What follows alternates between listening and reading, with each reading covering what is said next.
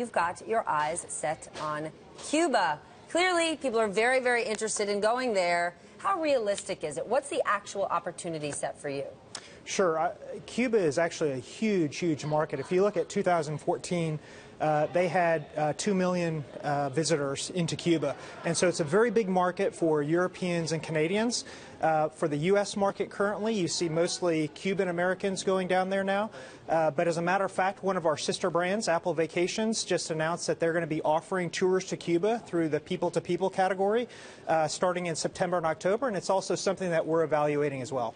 From a regulatory standpoint, how hard is this? I mean, when you think about not just the red tape, but what you need to go through, that people who already use you, your clients, trust you. You've never spent time in Cuba. You don't have relationships with hotels there. So this is a risk for you.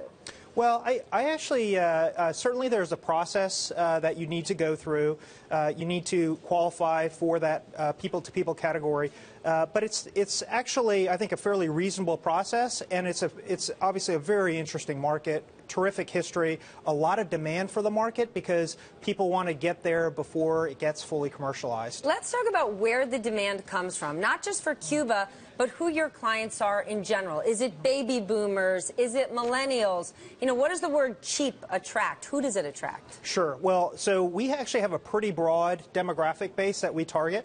Actually, purchasers tend to be female most often, and we look at kind of the 25 to 55 age range, so we do very well with millennials. Interestingly, millennials have the highest propensity to want to purchase a package, as well as boomers as well. So it's a pretty broad-based market that we attract. Travel is all about desire and having that desire factor. You have to have done research around it. What does the word cheap do for you? What does it mean to the consumer, to the purchaser? Sure. We just went through a rebranding exercise, and we actually really looked at cheap and Caribbean. If you look at what is the definition of cheap, it's actually paying a price for something less than its value.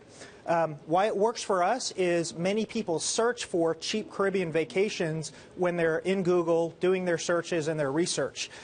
So we felt like it actually works really well. At the same time, Caribbean is in our name, and that indicates the specialization that we have on beach vacations, and that's all we do. You mentioned search, specifically Google search. Yeah. How much time, effort, money do you have to devote to your placement in terms of search, to your strategy around it? Yeah, absolutely. It's a major channel for us. We think it works very well for us. People are continuing to search through Google. We're also getting into videos as well, where we see a lot of engagement with customers that are interested in actually seeing where they might be going. But how hard is that? How hard is that, whether it's Google or Bing or whatever engine, do you have to work to negotiate, dare I say, game the system to get yourself good placement? Well, the way with that, I mean, Google, I don't scroll to page 2. Absolutely. The way Google works is it's actually a bid model. So what we're able to do is figure out what are the placements where we perform very, very well and that we can bid to the highest spot. What are those places? Obviously our brand, Cheap Caribbean, does very, very well. It costs us very little to be in the top spots. Let me back up. So hold on. You bid to the highest spot. Correct. Do you think that's doing a disservice to consumers? So I'm a consumer, and I think when I Google cheap Caribbean, I want to go on a cheap vacation, I think that my search engine is being honest with me. Well, but it's not necessarily being honest with me if you bought the best place in the search. Well, so they offer both the sponsored ads, which are denoted as such, and then they have their organic results, which are the natural search results. So we actually focus on getting spots in both, but I think Google is fairly clear about which spots are actually advertisements and which spots are through the natural search algorithm. Is the travel agent ever coming back? Actually, travel agents have been coming back quite a bit. People really enjoy the expertise that a travel agent can bring.